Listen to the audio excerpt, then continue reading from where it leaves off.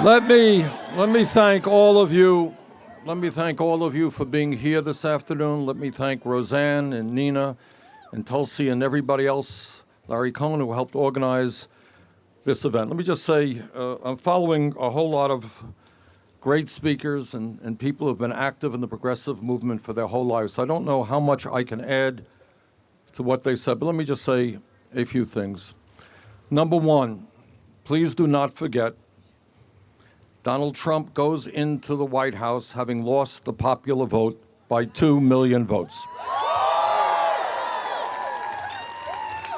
Number two, on every important issue facing the American people, whether it is raising the minimum wage to a living wage, whether it is pay equity for women, whether it is rebuilding our crumbling infrastructure and creating millions of good-paying jobs, whether it is making public colleges and universities tuition free, whether it is demanding that billionaires like Donald Trump and his friends start paying their fair share of taxes,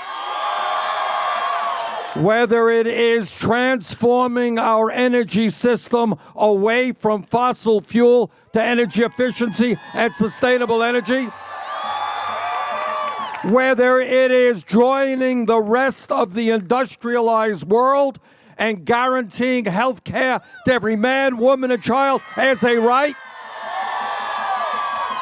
whether it is guaranteeing 12 weeks of paid family and medical leave, on all of those issues, the American people are behind us. And here is an issue, as you all know, where we at the grassroots have already succeeded. We have taken on corporate America. We have taken on the National Association of Manufacturers. We have taken on the pharmaceutical industry. We have defeated the Trans-Pacific Partnership.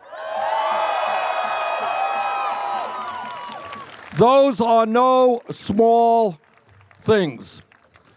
But now, obviously, we have our work cut out for us. And let me just say a few things about where I perceive we are today. Donald Trump won the election for a number of reasons. But one of the reasons that he won is, in my view, a failure of the Democratic Party that must be rectified.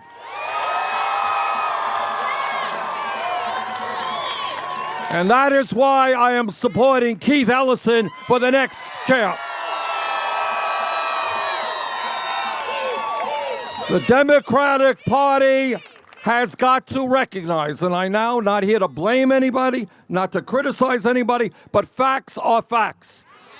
When you lose the White House to the least popular candidate in the history of America, when you lose the Senate, when you lose the House, and when 2/3 of governors in this country are Republicans, it is time for a new direction for the Democratic Party.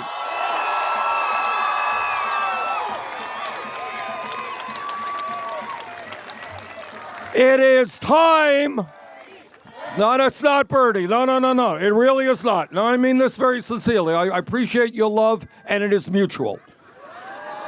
It is mutual. I love you all. And we are motivated by love, unlike some who are motivated by hatred.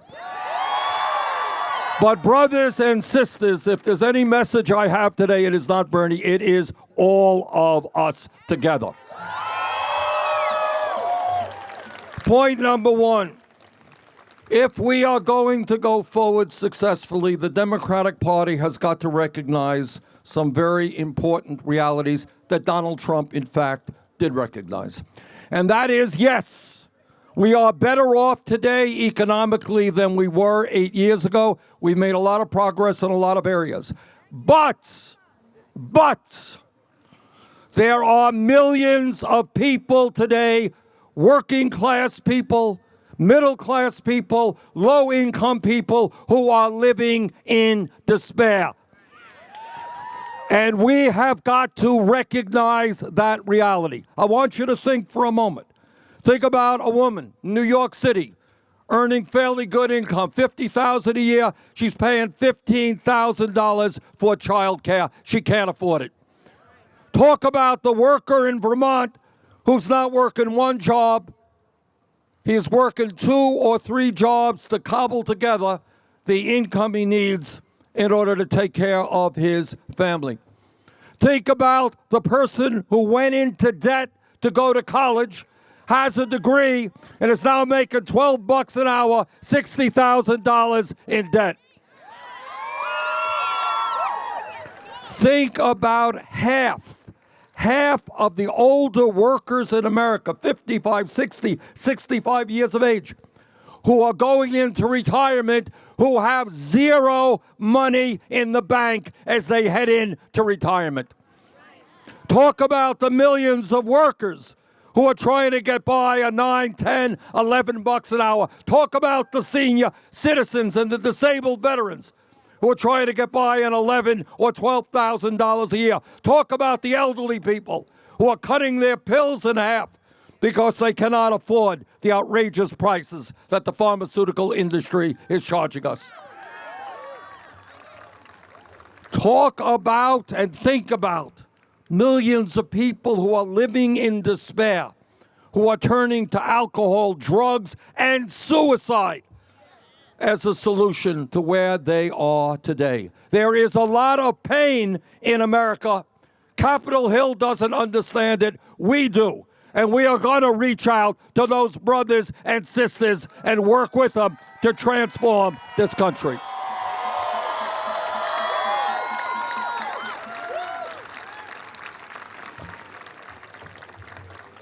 I have not the slightest doubt that millions of people voted for Donald Trump despite their understanding that he is a racist and a sexist. But they voted for him because they believed that he was going to stand up to the establishment. Well, the truth is, as all of you know, Donald Trump is not going to stand up to the establishment. We are going to stand up to the establishment. We are going to take on Wall Street and their greed and their illegal behavior. Thank you, Occupy Wall Street. We are going to take on the insurance companies and the drug companies and fight for a Medicare for all single-payer program. We are going to take on corporate America and fight for trade policies that work for working people in this country, not just the CEOs of large corporations.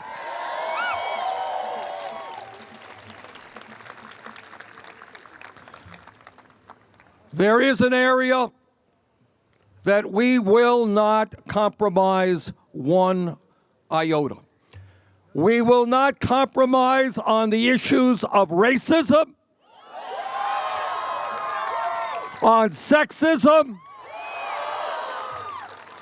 on xenophobia and Islamophobia.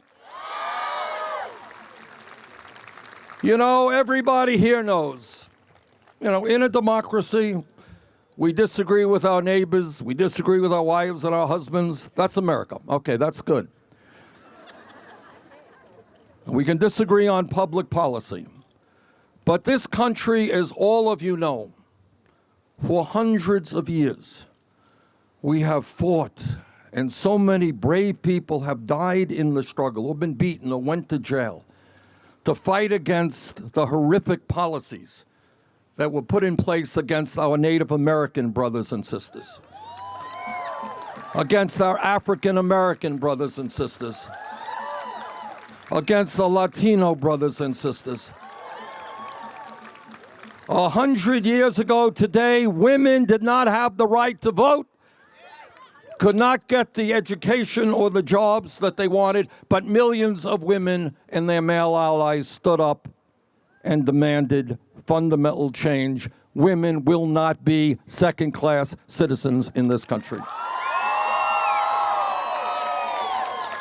And we all know the struggle that the LGBT community struggled for to make certain that all people in this country have the right to marry whomever they want, regardless of gender. We have struggled to move forward and have made real success in making this country a less discriminatory society. We all know too much racism and sexism exists, but we should be proud of the progress we have made. Donald Trump, we are not going back.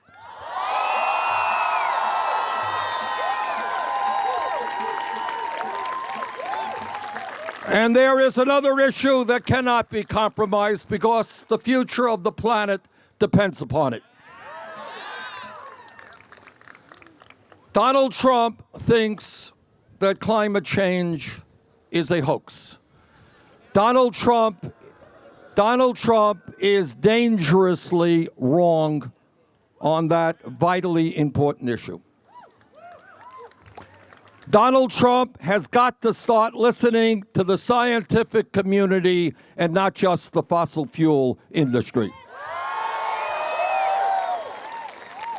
Brothers and sisters, there is a lot of anguish across the land and a lot of pain and a lot of fear. But as previous speakers have told you, and what I believe, if you look at history, the lesson that you learn is that when ordinary people stand up by the millions, when they don't let demagogues divide us up by race or by our sexual orientation, or whether we're men or women, whether we're born in this country or come from abroad, when we stand together and keep our eyes on the prize, when we focus on economic justice, when we focus on social justice, racial justice, environmental justice, when we stand together, Donald Trump and nobody is going to stop us. Let's go forward together. Thank you all.